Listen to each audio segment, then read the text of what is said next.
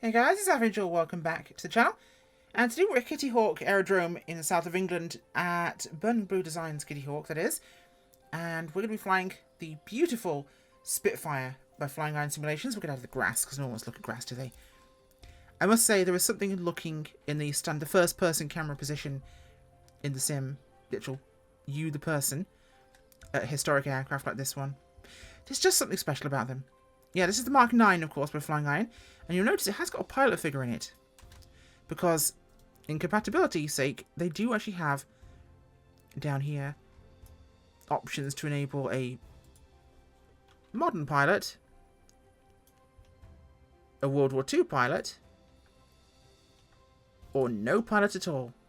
So unlike a lot of conversions and ports, we don't need that. This one actually does have that, which is a big advantage for us. So fantastic. Now, there are a couple of bugs still with this, things that aren't working properly, one of which is the wobble pump, which I simply cannot make work no matter what I do. Nothing I will do will make it function. Everything else in the start procedures works just fine, so I can power on. I can make sure everything else is set as it's meant to be. There's our gear down where it's meant to be locked. And I can turn tank pressure on. I can turn my fuel on. I can make sure my mixture is good, my throttle's good, or my prop's good, my throttle's cracked. I can make sure everything is exactly where I'd like to be. And the one thing I can't do is boost up my fuel pressure. Because this won't click. For some reason, I've tried both interaction modes and neither wants to play. But before we go anywhere, rather than walk around in first person, we'll take a quick look here at Kittyhawk. We've got a helipad there. This is the actual runway itself. Yes, it's all grass. Not a big airfield, but it's nice. But this is £5, by the way. And for a £5 aerodrome, not bad in the slightest. Rather nice house. This would be a lovely place to live, actually. And looking at that. Corvette and a Ferrari. Love that, wouldn't you? Oh, to have your own airfield here. And thankfully, there are some sheep.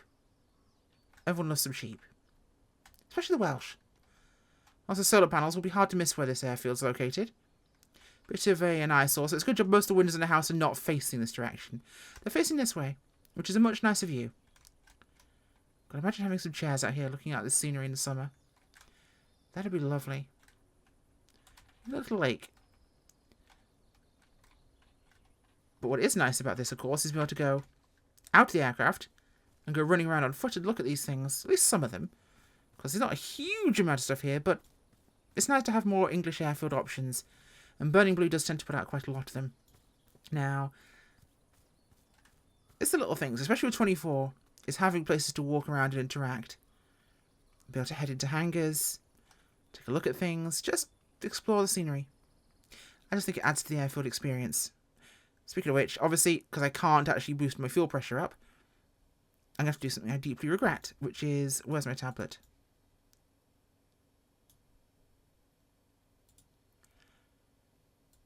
Is there a... There is not an auto start, is there? Oh, bugger. Let's see if we can make this work. If I just do this manually, I'd probably be able to give it a kick with the starter.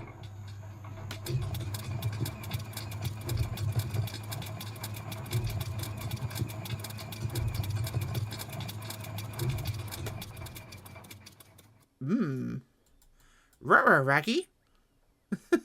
How about to boost up our pressure? We might actually be in a bit of a pooper here. Let's give it another try in a second now. Everything else is good there.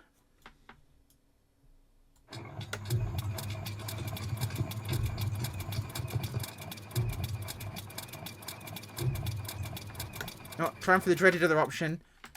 Control E. That's the sound we like to hear. Now, of course, let's get this canopy open for our departure, shall we? Make sure we're sitting in the centre of the cockpit as we'd like to be.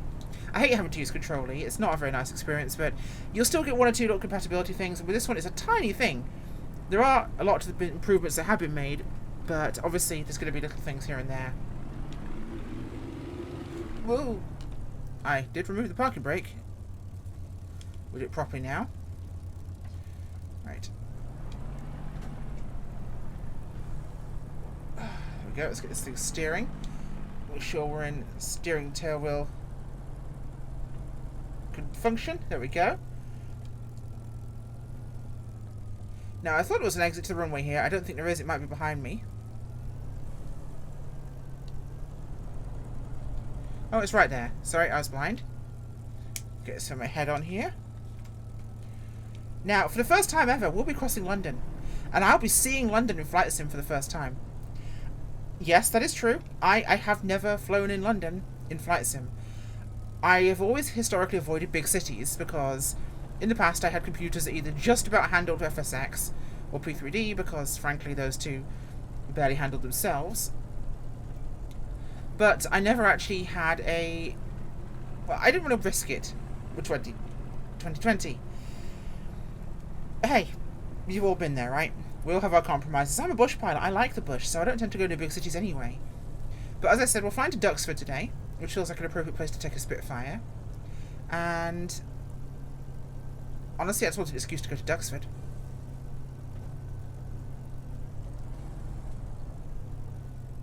Okay, let's line ourselves up here a little bit more. Ground handling of the Spitfire is always a touch unique. Okay, let's rock and roll. You ready for that wing to pick up on us? There we go. My brain always fishtails and doesn't work out which direction it wants to basically go over. Sometimes I think it's going to roll right or roll left, but it always goes left. Gears coming up. Nicely done. And we'll close the lid.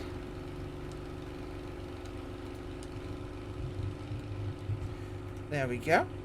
And there is something visceral about being in the cockpit of one of these beasties, especially with the sounds that are flying in. And there is the channel to our south. And we'll be flying almost due north today. I know I don't do a lot of flying in England, but I guess I should change that. Obviously, being from here, I don't mind. And this is one of those things. And maybe if you guys have an idea in the comments, please let me know. But I don't like flying in my home. Because I do fly in my home, and well, it's the only place I can fly, realistically. Whereas in the simulator, I can fly anywhere I'd like. So for me, the simulator gives me the opportunity to fly anywhere in the world, and anywhere, anytime, do what I like. So I'd rather fly in Europe, I'd rather fly in America, Asia, Africa. To me, that is a great advantage of what we have with the sim. I can do what I want anywhere I like. So why should I worry?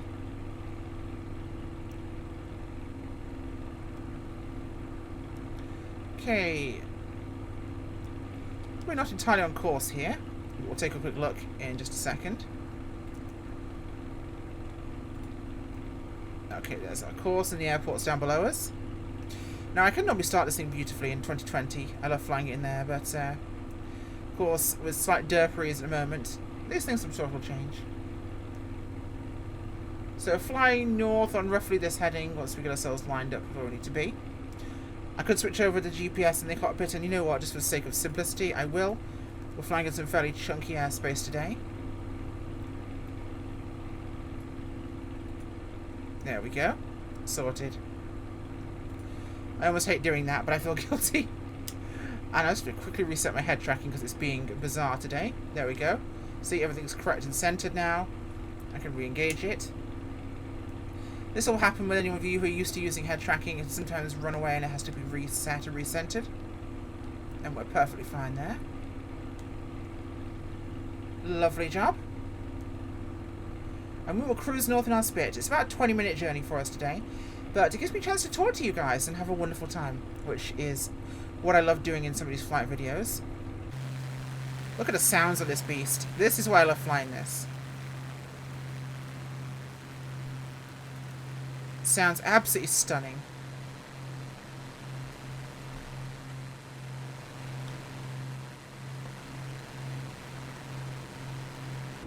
Ah, oh, there's a true beauty to the Spitfire. She's like nothing else in the world.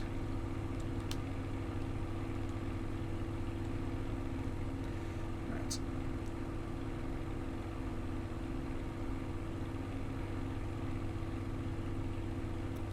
Pull our boost back to 0. We're more than clapping along at a reasonable rate here.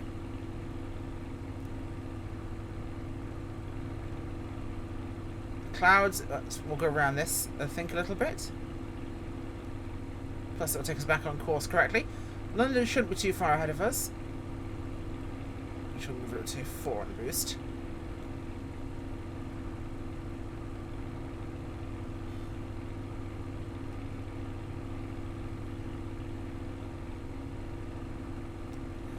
There we go.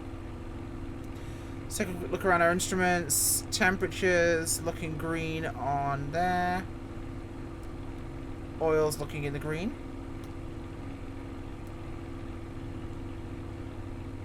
Oxygen's good. We're not high enough to need to worry about oxygen. Everything else is looking just about right for us. Yeah, there's something truly enjoyable about flying old warbirds. I want to see more. Now, I know we have quite a few in the lineup coming that were said to be coming in 2024 before it launched. Now, obviously, we know that 24 caught a lot of developers by surprise, and there's been a lot of challenges with developers bringing their aircraft through to 24 native, and including some issues bringing them through just ports.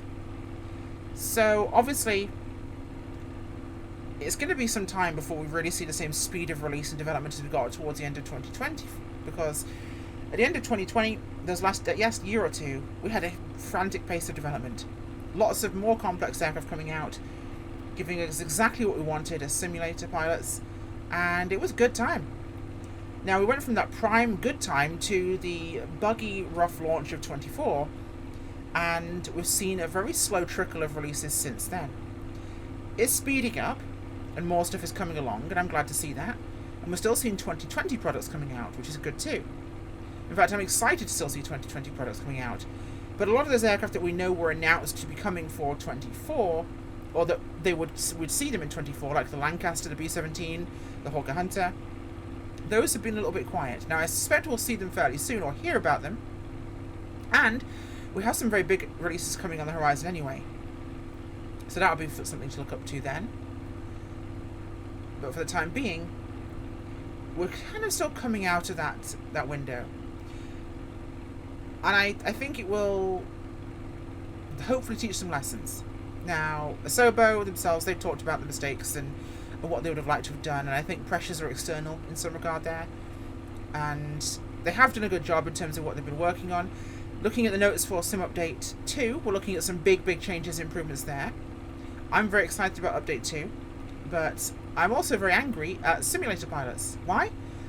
Because a lot of people signed up to the betas and then they do it to basically get early access to the content, right? Unfortunately, a lot of those people are expecting a finished product when they sign up to a beta. And now, yes, technically a beta, you're debuting fixes, you're debuting new content or new updates, new features. But the point of a test is it's going to have bugs. Does it break something fundamentally new about a simulator or game that you hadn't had before? Was something working before that now doesn't? Well, that's what bugs are called. New interactions that we weren't expecting, and they show us a new way of finding out what to do with what we're working with here. I'm going to punch this up a little bit faster because I want to get somewhere a bit quicker. Go to 12 on the boost. But bugs are going to happen. Now, yes, I would think it would be a good time for Microsoft to change how they handle reporting of errors and bugs, because how the bug report system works currently is not ideal. It's cumbersome and it dissuades people from reporting issues. Does turning up on Facebook or the forums and whining about a bug whilst you're in the beta program help? No. But in many ways it's actually faster and easier than the actual bug report system. That's a problem. That should probably be looked at. I think that's the Thames up ahead of us in London. It can't be. It looks like it's way too close. And it's still way too green getting this close to it. Ah, so look at the GPS. See what it says here.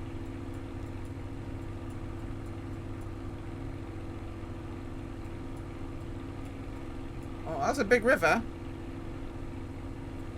Oh, we're skipping past London. I see. London will be over there.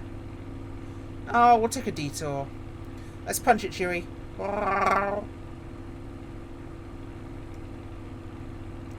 What's our fuel sitch looking like? Yeah, we're good. We'll divert a smidgen here and head towards London itself. A wee bit. That'll be London City there.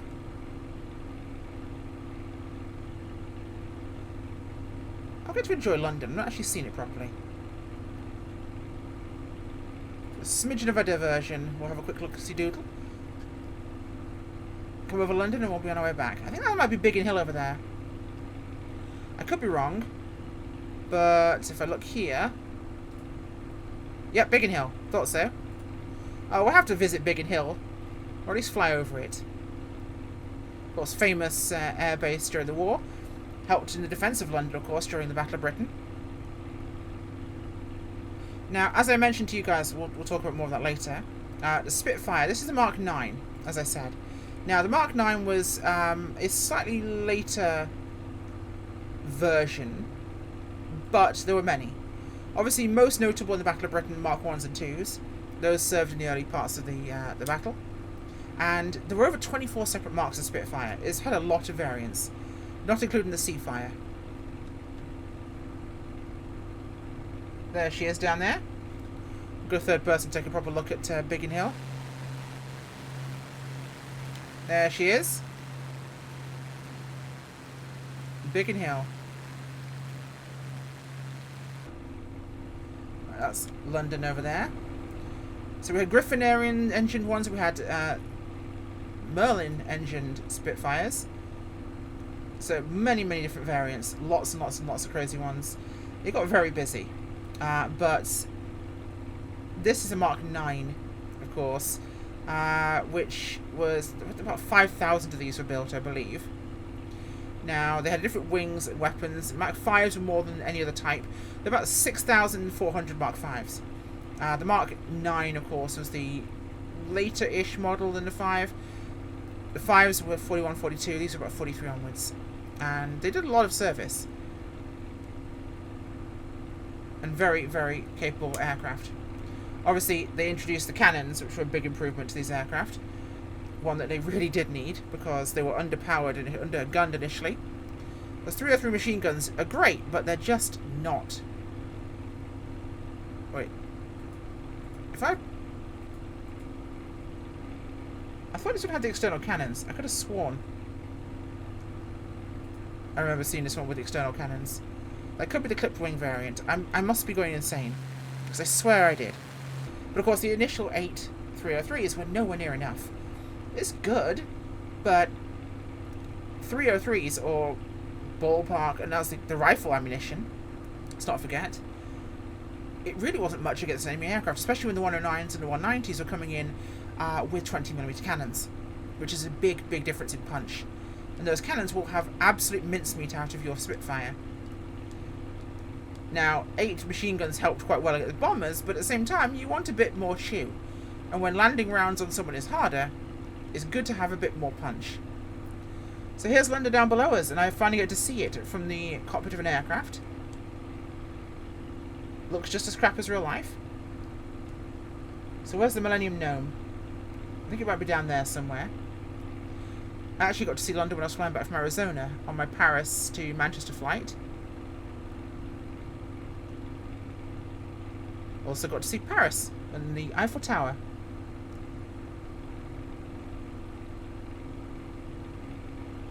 Hey, look, it's London. There's Tower Bridge. Okay, let's honor. We're gonna honor. Yes. We're gonna honor the Hawker Hunter. This might be a terrible decision, but we're gonna honor the Hunter.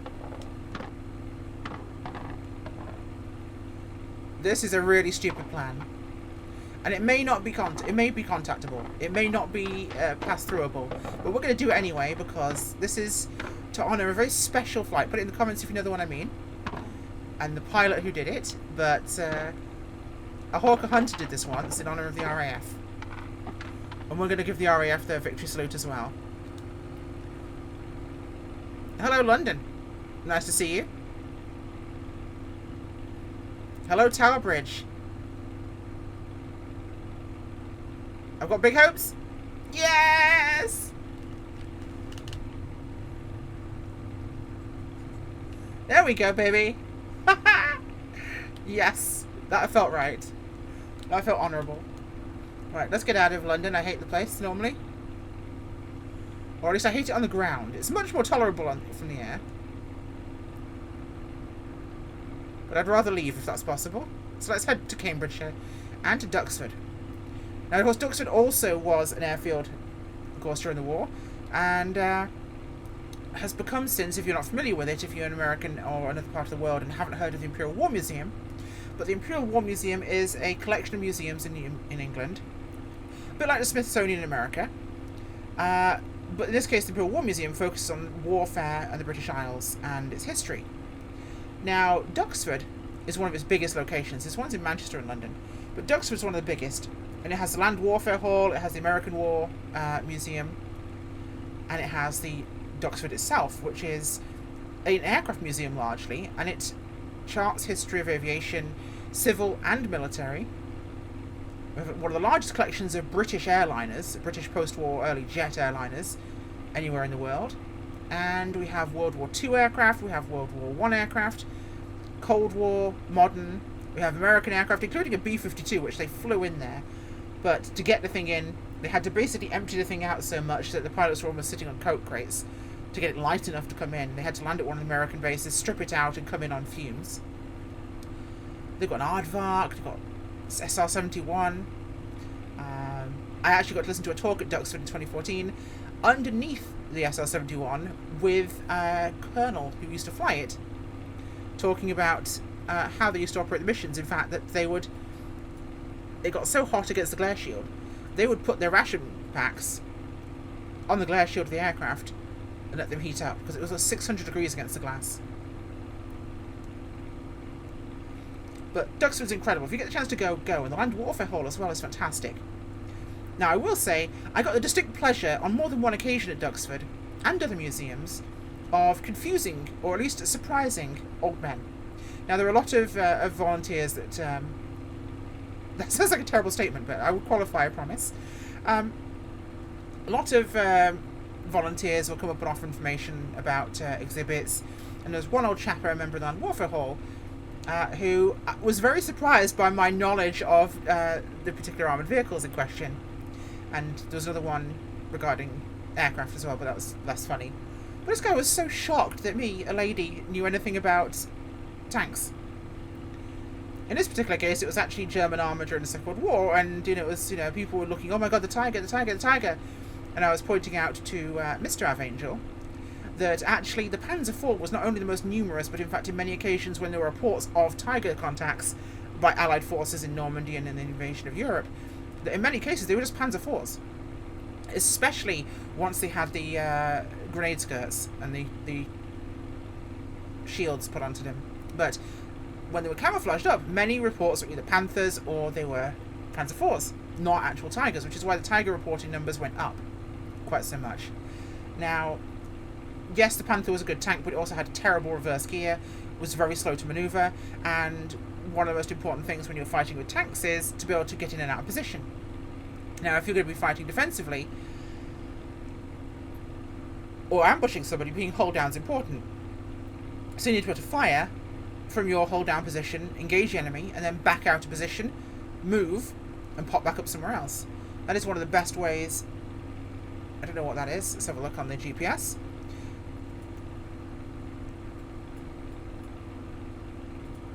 This is Northweald. Hello, Northweald. We're not staying. But to do that, you need to back out of position. So, whilst the Panther had a lot of good frontal armour, it had a really bad reverse gear. A bit like the Russian T-80s now. Terrible reverse gear. It's normally how you can also quickly tell one, because they can't back up for crap. They also whine because they have a turbine. See what I mean? I know way too much about tanks, so there you go.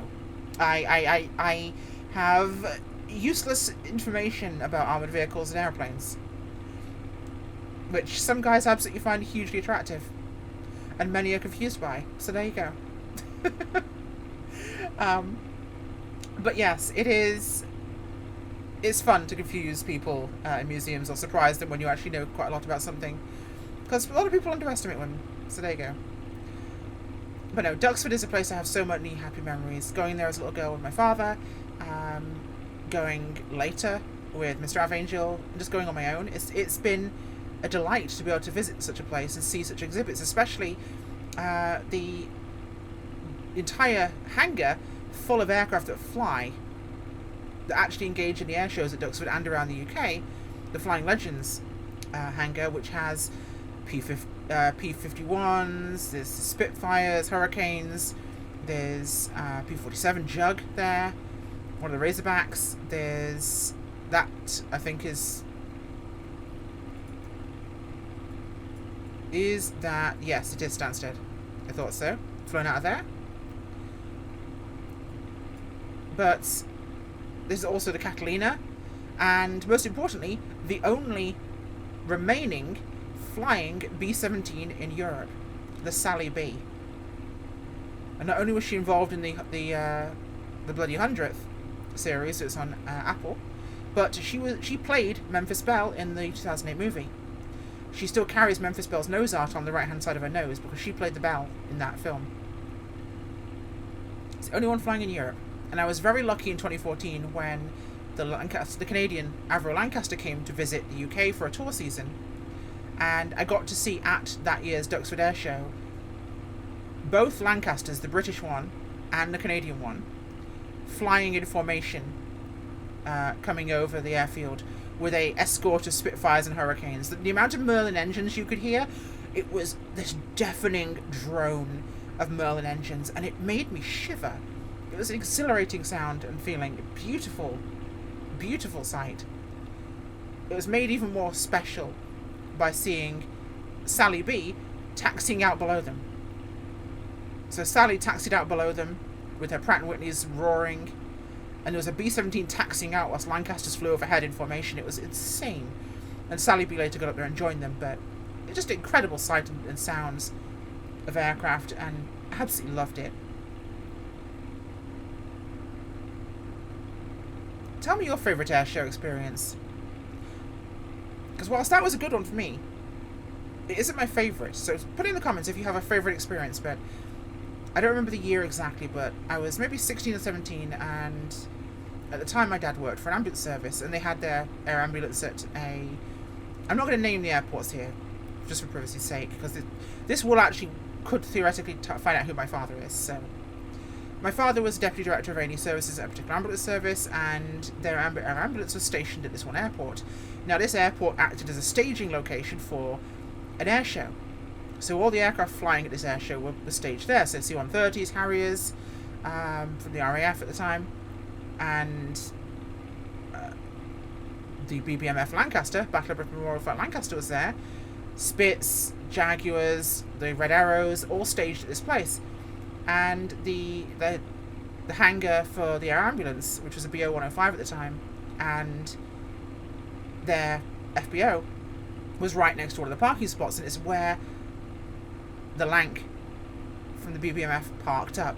And to see her taxi up to where we were basically sitting at the little picnic bench outside the air ambulance FBO, to see her taxi up to that in front of us, the Merlins screaming and shut those engines down in front of us, and the crew kind of messing around with this living, breathing aircraft, it changed it for me, because it was a historic aircraft at first, but to see it in its environment truly being a flying aircraft, it was beautiful.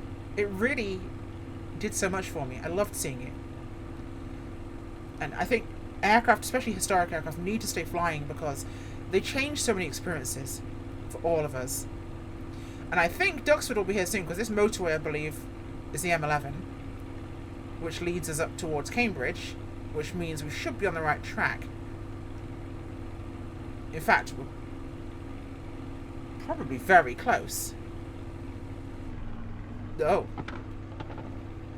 Am I?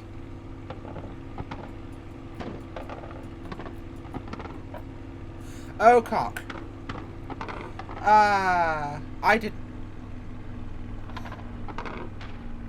Oh... Sod.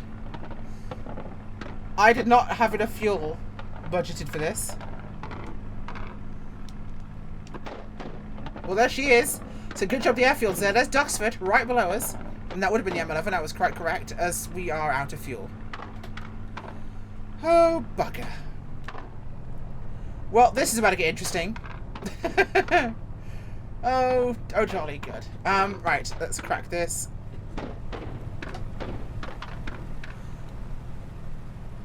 Okay. Why the engine's still technically running, I'm not entirely sure, but there you go. Because technically, there's nothing on that's giving it any kind of engine power right now.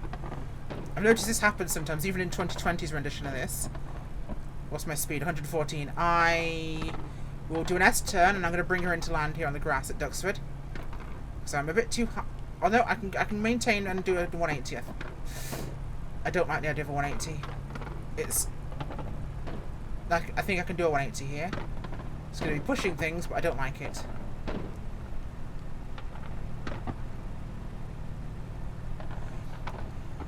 Oh, no. I'm going to turn here and see how much speed there is. There's the M11. And I'll drop her in, so...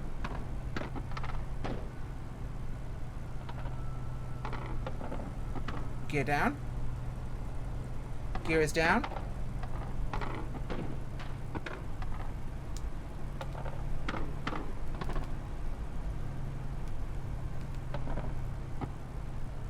Not on the asphalt. Thank you.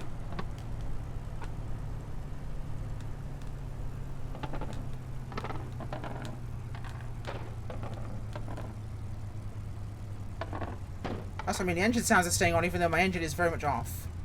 There we go. I don't know why it still sounds like it's on and it's popping away. Because this thing has been off for a while. See, now it's off. Now it stops turning.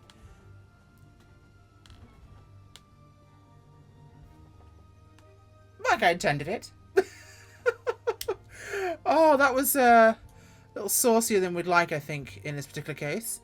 Yeah, I've noticed that when I shut the engine off in the Flying Iron one sometimes, it always stays on, and I have no idea why it does that. So, yeah, that is such a weird experience I've noticed with that aircraft. But we survived. In fact, we ended up on the edge of the taxiway here. Almost like I planned all of this. And we're perfectly here. And we made it to Duxford. We didn't die.